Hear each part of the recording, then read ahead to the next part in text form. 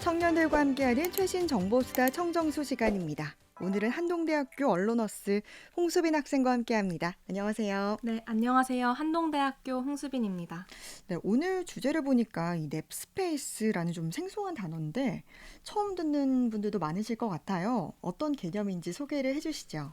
네, 저도 처음 찾아본 단어였는데요. 네, 요즘 현대인들은 바쁜 일상과 쉴 틈 없는 스케줄 때문에 휴식에 대한 관심이 높아졌습니다. 네, 랩 스페이스는 말 그대로 낮잠을 위한 공간입니다. 음, 하지만 단순히 눈을 붙이는 공간이 아니라 짧지만 깊은 휴식을 취할 수 있도록 특화된 전용 공간이죠. 네, 일반 카페나 휴게실에서 쉬는 것과 다르게 업무나 공부 효율을 높이기 위해서 설계된 맞춤형 음, 공간이라는 점이 특징이에요. 네. 최근에는 기업, 대학 캠퍼스, 공공기관 등 다양한 장소에서 도입되고 있습니다. 네.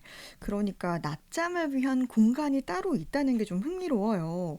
그러면은 기존에 뭐 휴게실이라던가 좀 가장 큰 차이점이 어떤 게 있어요? 가장 큰 차이는 공개 설계 철학에서 있는데요. 네. 랩스페이스는 단순히 앉아서 쉬는 공간이 아니라 2, 30분 내 깊은 휴식을 제공하기 위해 공간을 세심하게 음, 디자인했습니다. 네. 조명은 어둡거나 은은하고 캡슐형 구조나 칸막이를 설치해서 주변 시선을 아예 차단했죠. 네. 또 소음 차단 장치나 백색 소음 기기도 음, 제공되고요. 침대 대신 리클라이너나 안락 의자를 배치해서 과도한 숙면보다는 짧고 상쾌한 낮잠을 잘 수 있도록 도와줍니다. 네. 전체적으로 짧은 휴식의 효과를 극대화하는 설계가 핵심이라고 합니다. 또 보면은 그 과학적으로도 짧은 낮잠이 좋다고 하잖아요. 그러면은 이게 실제로 어떤 효과가 있는지 궁금해요. 네, 제가 많이 찾아봤는데요. 네. 미국 나사가 진행한 연구에서 26분 낮잠을 잔 조종사들의 업무 효율이 34%, 음, 집중력은 54% 상승했다고 발표했어요. 네. 또 한 대학교 연구에 따르면 2, 30분 정도의 낮잠이 기억력과 문제 해결 능력을 향상시킨다고 해요. 음, 반대로 너무 길게 자면 오히려 더 피곤해질 수 있기 때문에 네. 이런 낮잠은 랩 스페이스는 짧고 깊은 휴식을 위한 최적화된 공간이라고 볼 수 있죠. 그러네요. 생각보다 업무 효율이라던가 집중력이 많이 상승이 되네요. 구체적으로 이런 좀 연구까지 있다는 게 신기하기도 한데, 이런 공간이 이제 국내에서보다는 해외에서 먼저 시작된 개념이라고 들었어요. 맞습니다. 랩 스페이스는 해외 선진국에서 먼저 주목받았습니다. 네. 미국 실리콘밸리 IT 기업들이 직원 복지 차원에서 랩 파드라는 아주 작고 캡슐형 낮잠 음, 공간을 설치한 것이 시초가 되었는데요. 네.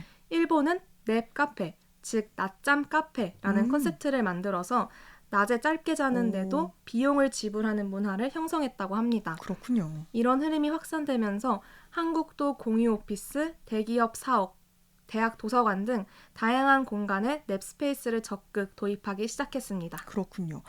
우리나라에 그러면 이런 좀 낮잠 공간들 좀 구체적인 사례도 있나요? 네, 있는데요. 서울 시내 공유 오피스 브랜드에서는 앱으로 예약 가능한 랩 스페이스를 운영하고 있고 네. 일부 지하철역에는 출퇴근길 직장인들이 잠시 쉬어갈 수 있는 파워냅존이라는 음, 것이 생겼어요. 네. 대학 캠퍼스에서도 캠퍼스 리프레시 존을 운영하는 사례가 늘고 있고 네. 공공 도서관에서도 캡슐형 랩 스페이스를 설치해서 학생들이 시험 기간에 에너지를 효율적으로 충전할 수 음. 있도록 돕고 있습니다. 네. 사실 저는 아직까지 한 번도 보진 못했는데 이렇게 좀 세심하게 공간을 설계하는 이유도 있지 않을까 싶어요. 네, 현대 사회에서는 짧지만 질 좋은 휴식이 점점 더 중요해지고 있기 때문인데요. 네. 세계보건기구에서도 수면 부족을 21세기 주요 건강 리스크로 음. 꼽을 만큼 심각한 문제입니다. 네. 직장인들은 출퇴근과 업무 스트레스로 만성 피로를 겪고 있고 대학생들도 학업과 알바로 충분히 쉬기 음. 어려운 상황인데요. 네. 그래서 짧은 시간에 깊게 회복하는 방법에 대한 관심이 커졌고 네. 랩 스페이스가 하나의 해답으로 떠오른 겁니다. 네. 그러니까 뭐 학생이라던가 직장인 너나 할 것 없이 사실 수면 부족이 많기 때문에 이렇게 낮잠 공간이 있다는 거 정말 좋을 것 같은데요. 이런 흐름을 보다 보면 이게 단순한 유행이 아니라 어떻게 보면 하나의 문화가 되고 있는 것 같기도 해요. 네, 맞습니다. 예전에는 화려한 체험형 콘텐츠나 이벤트가 공간의 가치를 결정했다면 네. 이제는 공간 그 자체, 가 주목받고 있어요. 네. 스탬프 투어나 미션 팝업은 이제 지겹다는 말이 나올 정도죠. 네. 또 도서관도 그냥 책을 읽으러 간다기보다 멍 때리러 간다는 사람들도 많아졌습니다. 오. 정보 과잉 사회 속에서 진정한 디지털 디톡스를 원하게 된 거죠. 네. 이 흐름 속에서 낮잠 공간은 현대인들의 쉼의 방식을 보여주는 상징적인 공간이 되고 있는 것 같습니다. 네. 뭐 이렇게 카페라던가 도서관 같은 뭐 비교적 좀 조용한 공간만으로는 또 부족하다고 느끼는 분들도 많은 것 같아요. 이제는 그냥 온전히 나만의 공간이 필요하다. 이런 공감대가 커진 것 같아요. 네, 맞는데요. 이와 연결되는 개념, 또 새로운 개념이 에고 플레이스입니다. 네. 에고 플레이스는 집, 학교, 직장 밖에서 나와 잘 맞는 아지트를 찾아가는 흐름을 뜻하는데요. 네. 조사에 따르면 20대 90%가 자신에게 맞는 아지트 같은 공간을 원한다고 답했지만 네. 현실은 쉽지 않아요. 20대 중 상당수가 부모님과 함께 살고 있고 네. 또 오피스텔이나 원룸처럼 협소한 주거 공간에 살고 있기 때문이죠. 맞습니다. 그래서 사람들은 집보다 편안하고 나답게 쉴 수 있는 장소를 적극적으로 찾게 되었고 냅스페이스, 낮잠 공간은 이런 흐름을 대변하는 대표적인 공간이라고 볼 수 있습니다. 네, 맞습니다. 말씀하신 것처럼 요즘은 집에 가도 또 나 혼자만의 공간이 아니잖아요. 네. 또 누군가랑 같이 공유하는 곳이기 때문에 이제 나만의 공간은 아닌데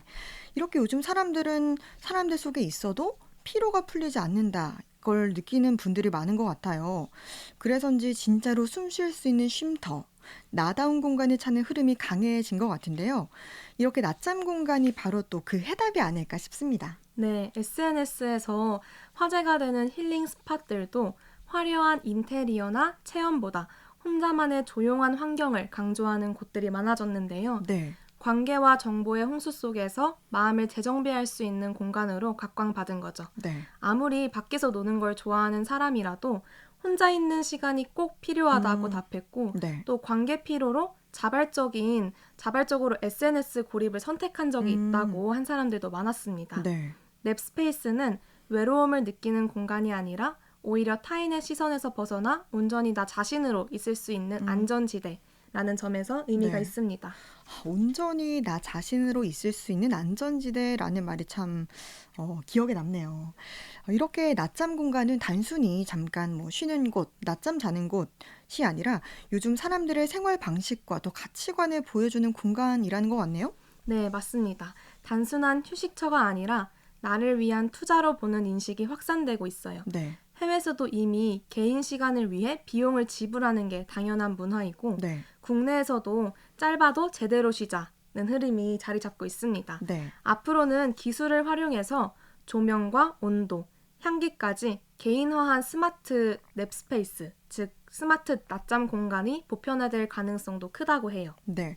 어떻게 보면은 이제 이게 학생들의 입장에서도 이런 공간이 정말 필요할 것 같아요. 네, 정말 그렇습니다. 시험 기간 도서관에서 밤샘 공부를 할 때 제대로 눕기 어려워서 의자에 엎드려 자곤 하잖아요. 네. 이런 습관은 오히려 피로를 더 누적시키는데요. 네. 그래서 대학에 낮잠 공간, 냅스페이스가 더 확대된다면 학습 효율도 높이고 건강 관리에도 큰 도움이 될 것 같아요. 네. 저도 직접 체험해 본 적이 있는데 네. 20분 쉬는 것만으로도 머리가 맑아지고 공부 효율이 확 올라가는 경험을 했습니다. 직접 느꼈다니까 더 크게 와닿네요.